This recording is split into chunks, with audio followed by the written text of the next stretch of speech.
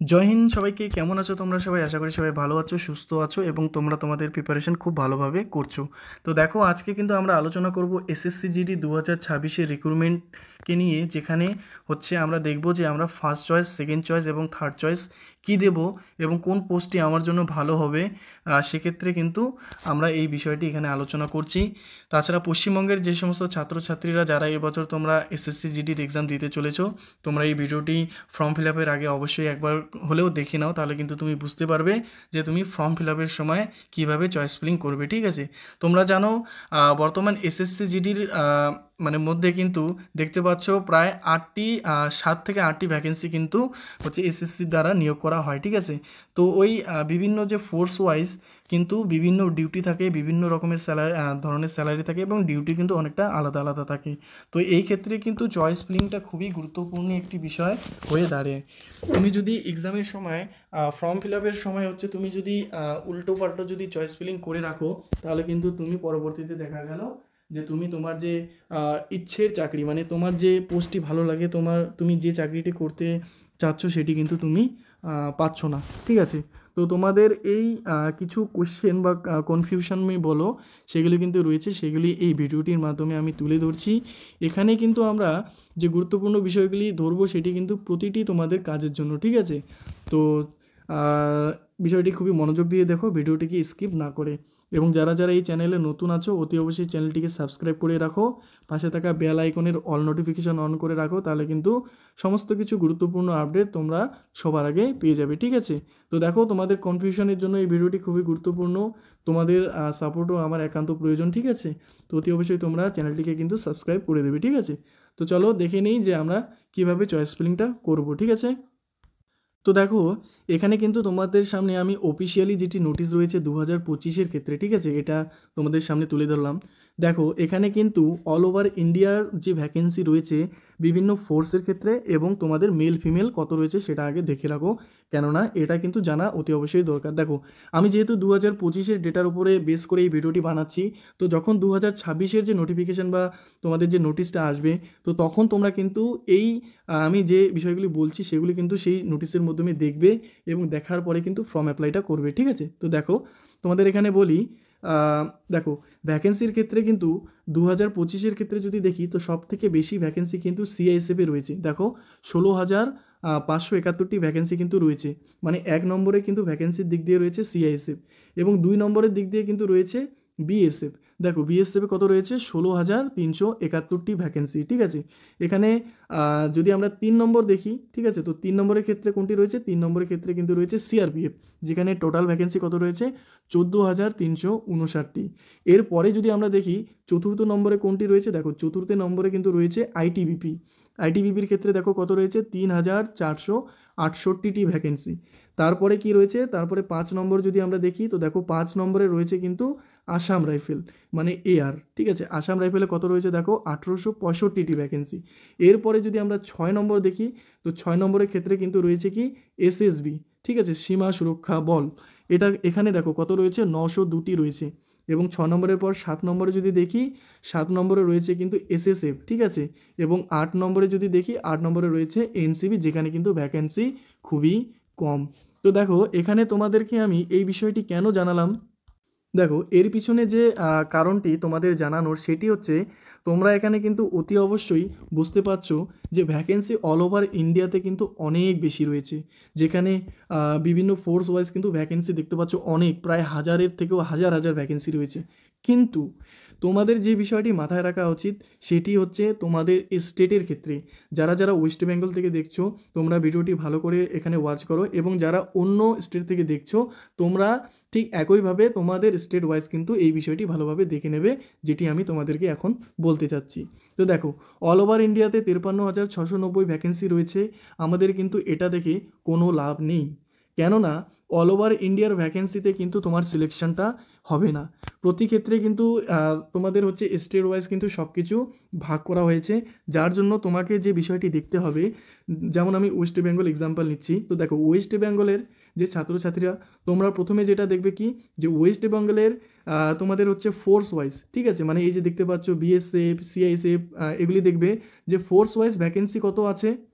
তারপর দেখবে তোমাদের এই যে দেখতে পাচ্ছ এখানে এসসি এসটি ওবিসি ইউআর যে দেওয়া রয়েছে এক্ষেত্রে কত ভ্যাকেন্সি রয়েছে, ঠিক আছে। তো এখানে 1 নম্বর পয়েন্ট হচ্ছে তোমাদের ফোর্স মানে ওয়েস্ট বেঙ্গলের ফোর্স ওয়াইজ কত ভ্যাকেন্সি রয়েছে, 2 নম্বর কি তোমাদের ক্যাটাগরি ওয়াইজ কত ভ্যাকেন্সি রয়েছে। এই 3টি বিষয় কিন্তু অবশ্যই দেখা উচিত, কেননা তুমি যখন চাকরি করবে তো তোমাকে হচ্ছে যখন সিলেকশন দেবে আর কি এসএসসি, তখন এসএসসি দেখবে যে তুমি বর্ডার ডিস্ট্রিক্ট থেকে বিলং করো, নকশাল ডিস্ট্রিক্ট থেকে বিলং করো নাকি জেনারেল ডিস্ট্রিক্ট থেকে বিলং করো। কেননা এই বর্ডার ডিস্ট্রিক্টের যদি ভ্যাকেন্সি থাকে তাহলেই তুমি চাকরি পাবে যদি তুমি বর্ডার এরিয়া থেকে হও, এবং তুমি যদি নকশাল এরিয়া থেকে হও তাহলে নকশাল এরিয়ার মধ্যেই কিন্তু তুমি মানে নকশাল এরিয়ার ভ্যাকেন্সির মধ্যেই তুমি চাকরি পাবে, এবং যদি জেনারেল এরিয়া থেকে হও তাহলে জেনারেল এরিয়ার মধ্যেই যত ভ্যাকেন্সি আছে তার মধ্যেই কিন্তু তুমি চাকরিটা পাবে, ঠিক আছে।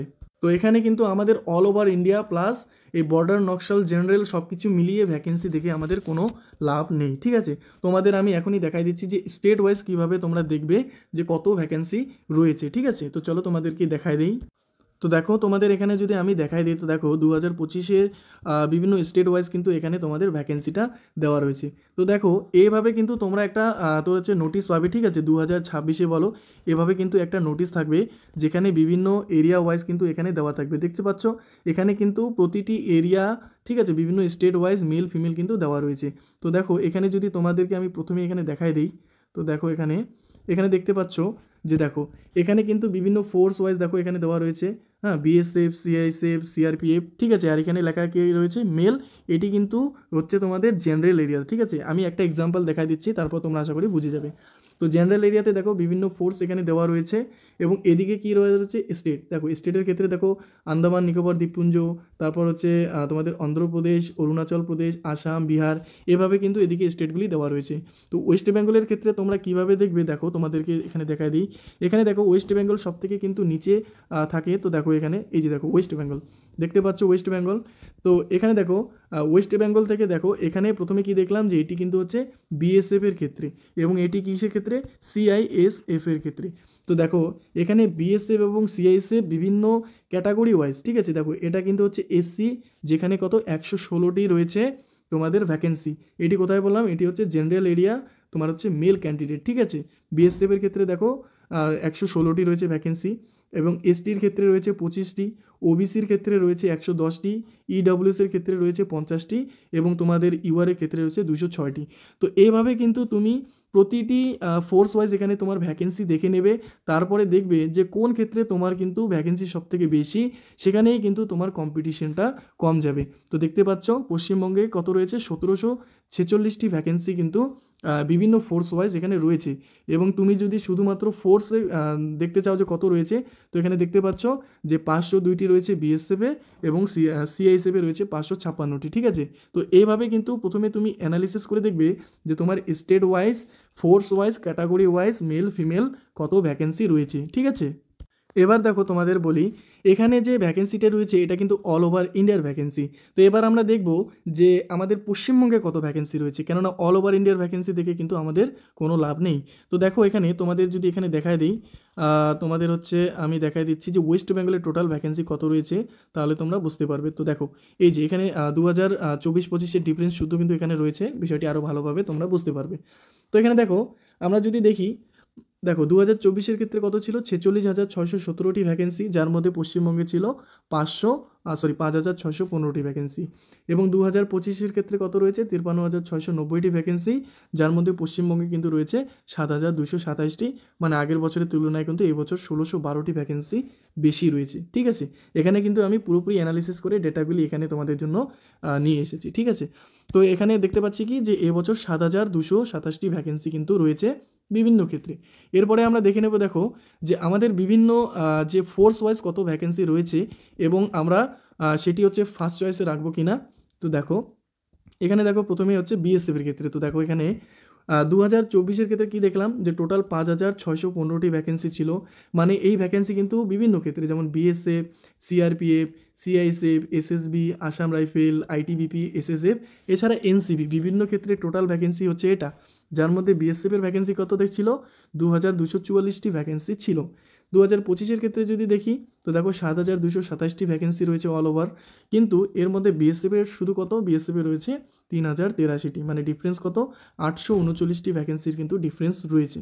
ঠিক আছে, তো দেখো এগুলি তোমাদের কেন বলছি, তো দেখো এখানে দেখতে পাচ্ছ যে বিএসএফের ক্ষেত্রে কিন্তু ভ্যাকেন্সি রয়েছে 3083টি ভ্যাকেন্সি। ঠিক আছে, এবং আগের বছরে ছিল 2244টি। তো দেখো এখানে আমি তোমাদের যে বিষয়টি বলছি যে বিএসএফ তুমি কি ফার্স্ট চয়েস, সেকেন্ড চয়েস এবং থার্ড চয়েসে রাখতে পারবে কি না, সিম্পলি তোমাদের একটি বেসিক আমি ধারণা দেখাই দিই, তারপরে তোমাদের ফোর্স ওয়াইজ কিন্তু এগুলি তোমাদের আমি বোঝাই দিচ্ছি। ঠিক আছে, তো দেখো এখানে আমি তোমাদের বেসিক একটি ধারণা দিয়ে দিই। তো দেখো প্রথমে বিএসএফ, তারপরে হচ্ছে সিআইএসএফ, তারপরে হচ্ছে সিআরপিএফ, তারপরে লিখলাম আমি হচ্ছে এসএসবি, তারপরে হচ্ছে আসাম রাইফেল, এভাবে কিন্তু ফোর্সগুলি রয়েছে। তো দেখো বিএসএফের ক্ষেত্রে আমরা মানে এক্সপেক্টেড ধরে নিলাম যে একটা কাট আপ গিয়েছিল 2024-এর ক্ষেত্রে, আমি ধরে নিলাম যে 105 নম্বর পেলে হচ্ছে ফাইনাল সিলেকশন পেয়ে যাবে। এবং এখানে সিআইএসএফের ক্ষেত্রে যদি দেখি, তো সিআইএসএফের ক্ষেত্রে কিন্তু কত গেছিল? 117 প্লাস সামথিং গেছিলো, এবং সিআরপিএফের ক্ষেত্রে কিন্তু 107 প্লাস কিন্তু গেছিলো, মানে এটি আমি এসির ক্ষেত্রে বলছি। ঠিক আছে, তো দেখো এখানে যে বিষয়টি তোমাদেরকে আমি বোঝানোর চেষ্টা করছি, দেখো আমাদের এসএসসি জিডির এক্সাম কত হয়? 160-এর মধ্যে, যার মধ্যে তুমি কত স্কোর করতে পারছো তার উপরে কিন্তু তুমি এখানে তুমি হচ্ছে সিলেকশনটা পাবে। তো তুমি যদি 120 নম্বর পেয়ে থাকো, তো তুমি অতি অবশ্যই দেখো এখানে কিন্তু সিআইএসএফ তুমি হচ্ছে ফোর্স কিন্তু পেয়ে যাবে। ঠিক আছে, তো অতি অবশ্যই কিভাবে তোমরা হচ্ছে তোমার মার্কস অনুযায়ী সিলেকশনটা করবে, কেননা পরীক্ষা তো পরে হবে, আমাদের তোমাদের ফর্ম অ্যাপ্লাইটা আগেই করতে হবে। তো তোমাদের যে বিষয়গুলি মাথায় রাখা উচিত, 1 নম্বর যেটা আমি বললাম কি, স্টেট ওয়াইজ হচ্ছে তোমাদের ক্যাটাগরি ওয়াইজ ভ্যাকেন্সি কত রয়েছে সেটা দেখবে। 2 নম্বরে যেটা রয়েছে সেটা হচ্ছে তোমাদের, আমি বলছি সেটা হচ্ছে তোমাদের স্টাডির উপরে কিন্তু তোমাকে নির্ভর হতে হবে, স্টাডিতে তুমি কত মার্কস করতে পারছো। ঠিক আছে, তো দেখো এইভাবে তোমাদের আমি বেসিক বলে দিই।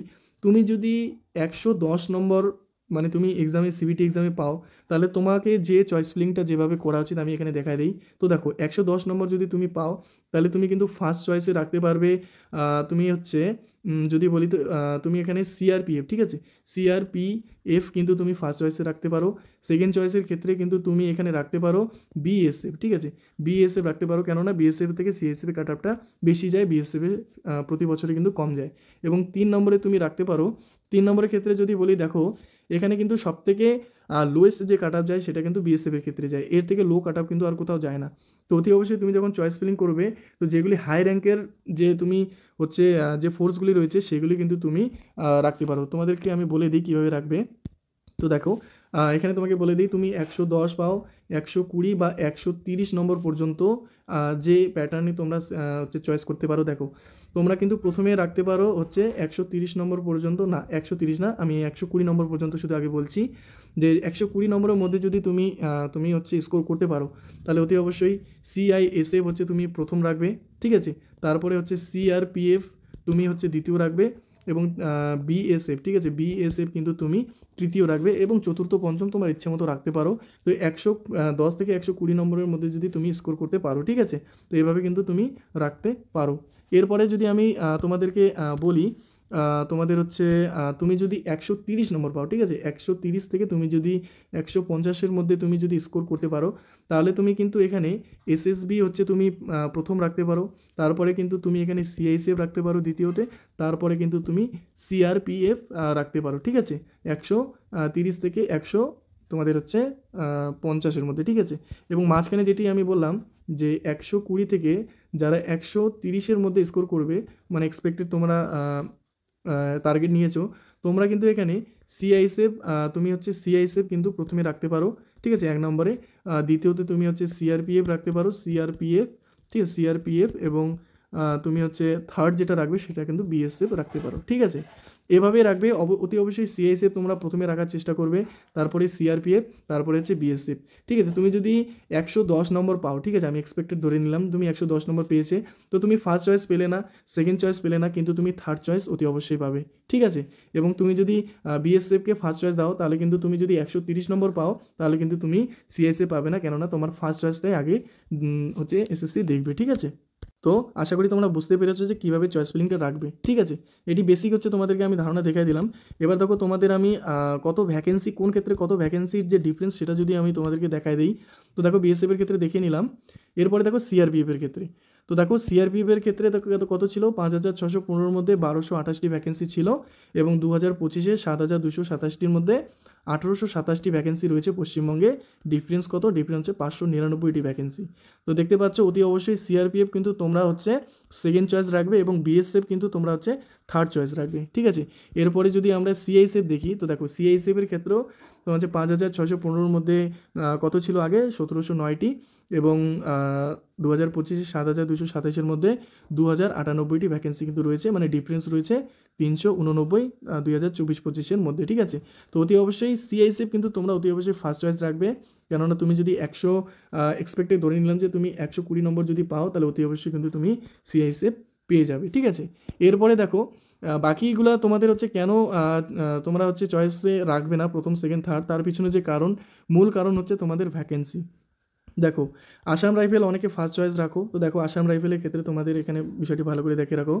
2024-এর ক্ষেত্রে 5615টি ভ্যাকেন্সির মধ্যে শুধুমাত্র আসাম রাইফেলের ভ্যাকেন্সি ছিল 87টি। দেখতে পাচ্ছ, যেখানে বিএসএফ, সিআরপিএফ, সিআইএসএফে 1000-এরও বেশি ভ্যাকেন্সি, সেখানে আসাম রাইফেলে শুধুমাত্র 87। তো ভাবতে পারছো এখানে কম্পিটিশানটা কতটা হাই এবং ভ্যাকেন্সি কত কম। 2025-এ দেখো 7227টির ভ্যাকেন্সির মধ্যে শুধুমাত্র 51টি ভ্যাকেন্সি রয়েছে, মানে আগের বছরের তুলনায় এই বছর কিন্তু 36টি ভ্যাকেন্সি কম রয়েছে। তার জন্য আমি তোমাদেরকে বলবো অতি অবশ্যই আসাম রাইফেল তোমরা কিন্তু ফার্স্ট, সেকেন্ড, থার্ডের মধ্যে রাখবে না, বিশেষ করে পশ্চিমবঙ্গের বিভিন্ন ছাত্রছাত্রীরা। এবং যারা অন্য ক্ষেত্রে রয়েছে, যেমন আসাম থেকে রয়েছে, তোমরা তোমাদের সেখানে দেখবে যে ভ্যাকেন্সি কত রয়েছে, তাহলে কিন্তু বুঝতে পারবে। এবং ত্রিপুরা যারা রয়েছে সেভাবে দেখবে, আমি কিন্তু একটি পশ্চিমবঙ্গের ক্ষেত্রে বলছি, ঠিক আছে। তো আসাম রাইফেলে এই জন্য এই কারণেই হচ্ছে তোমরা ফার্স্ট চয়েসে রাখবে না। তারপর দেখো আইটিবিপি, আইটিবিপির ক্ষেত্রেও সেম। দেখো এখানে আইটিবিপি যদি তোমাদেরকে আমি বলি, আইটিবিপির ক্ষেত্রেও দেখো শুধুমাত্র 2024-এ 233টি ভ্যাকেন্সি ছিল এবং 2025-এ 115টি, মানে 118টি ভ্যাকেন্সি কিন্তু এবছর কম রয়েছে। তো এখানে কম্পিটিশান অনেক হাই যাবে, সেজন্য এটিও কিন্তু তোমরা ফার্স্ট, সেকেন্ড, থার্ডে অবশ্যই রাখবে না, ঠিক আছে। এরপরে যদি দেখি এসএসবির ক্ষেত্রে, দেখো এসএসবির ক্ষেত্রেও দেখো 114টি শুধুমাত্র ভ্যাকেন্সি এবং 2025-এ শুধুমাত্র 53টি ভ্যাকেন্সি, মানে 61টি ভ্যাকেন্সি এবছর কম রয়েছে, ঠিক আছে।